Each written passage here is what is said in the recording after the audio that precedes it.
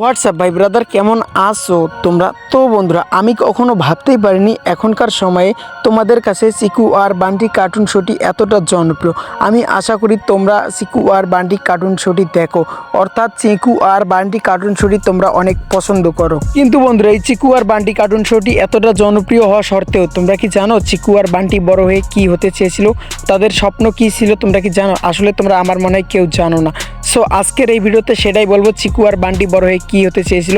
So let's start the বিল্লা সুপারফেকশন। তো বন্ধুরা, আমাদের আজকের স্টোরিটা শুরু হচ্ছে প্রথমে চিকুকে নিয়ে। চিকু হচ্ছে একটু দুষ্টু প্রকৃতির ছেলে। এর বাইরেও আমরা জানি যে চিকু ক্রিকেট খেলতে অনেক ভালোবাসে, অর্থাৎ চিকু ক্রিকেটকে অনেক ভালোবাসে। আর চিকুর একটা স্বপ্ন ছিল যে চিকু জাতীয় টিমে খেলবে এবং অনেক বড় ক্রিকেটার হবে। আর ক্রিকেট খেলার মাধ্যমে চিকু তার দেশের মুখ উজ্জ্বল করবে। তাই আমরা সবসময় চিকুর হাতে একটি ক্রিকেট ব্যাট দেখতে পাই। এমনকি চিকু প্রতিদিন স্কুল শেষে তার বন্ধুদের সাথে ক্রিকেট খেলতে যেত। তো বন্ধুরা, হঠাৎ একদিন চিকুর স্কুলে একটা বড় ক্রিকেট টুর্নামেন্টের আয়োজন করা হয়। আর চিকু তার বন্ধুদেরকে নিয়ে একটি ক্রিকেট টিম তৈরি করে এবং তারা ওই টুর্নামেন্টের জন্য অনেক পরিশ্রম করতে থাকে। এবং এভাবে দেখতে দেখতে ওই টুর্নামেন্টের ফাইনাল দিন চলে আসে। আর ওই ফাইনাল ম্যাচে চিকুর টিমকে অনেক ভয়াবহ পরিস্থিতির শিকার হতে হয়।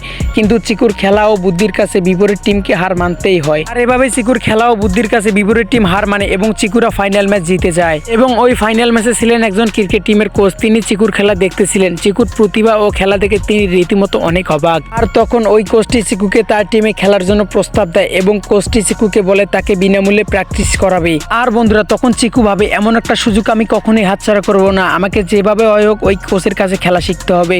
তখন চিকু তার বাবা মাকে অনেক কষ্টে রাজি করে এবং ওই ক্রিকেট টিমে যোগদান দেয়। তারপর থেকে চিকু দিন রাত অনেক পরিশ্রম করতে থাকে। আর চিকুর এতদিনের পরিশ্রম করা শেষে অনেক কষ্টে একটি ম্যাচে খেলতে সুযোগ পায়। তো বন্ধুরা, চিকু ওই ম্যাচে অনেক ভালো পারফরমেন্স করে, অনেক ভালো খেলে। আর চিকু জাতীয় টিমে চান্স পায় এবং জাতীয় টিমে অনেক ভালো খেলতে থাকে। আর এভাবেই চিকু তার স্বপ্নগুলোকে পূরণ করে। তো গাইস, এইটা হচ্ছে চিকুর জীবনের সফলতার গল্প। আর এখন আমরা শুনবো বান্টির জীবনের সফলতার গল্প। বন্ধুরা, আমরা তো সকলে জানি চিকুর পড়ালেখার উপর কোনো মনোযোগ ছিল না, কিন্তু চিকুর ছোট ভাই বান্টির পড়ালেখার প্রতি অনেক মনোযোগ। আর বান্টি নিয়মিত পড়ালেখা করতো এবং আমরা দেখতে পাই বান্টি প্রতি বছর স্কুলে ভালো রেজাল্ট করতো এবং স্কুলে ফার্স্ট হইতো। তাই চিকুর বাবা মা বান্টিকে একটু বেশি ভালোবাসে। এমন একদিন বান্টির বাবা মা বান্টিকে জিজ্ঞেস করে, তুমি বড় হয়ে কি হতে চাও? এবং বান্টি তখন কোনো কিছু না ভেবে পেয়ে সে বলে, আমি বড় হয়ে একজন বড় ডাক্তার হতে চাই। এটা শুনে বান্টির বাবা মা বান্টিকে নিয়ে গর্বিত ফিল করে এবং বান্টিকে বলতে থাকে, বাবা তুমি একদিন পারবে। আর এই কথা শুনে বান্টি অনেক সাহস পায় এবং অনেক ইন্সপায়ার হয়। আর বন্ধুরা, এভাবেই দেখতে দেখতে প্রায় 15 থেকে 16 বছর পেরিয়ে যায়। আর আমরা এখনকার সময় দেখতে পাই বান্টি অনেক বড় একজন ডক্টর হয়েছে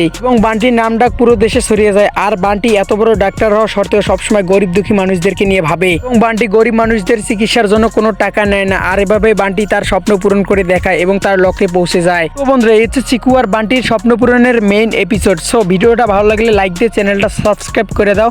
আর এরকম ভিডিও দেখতে চাইলে অবশ্যই কমেন্ট করো। So tata, bye bye.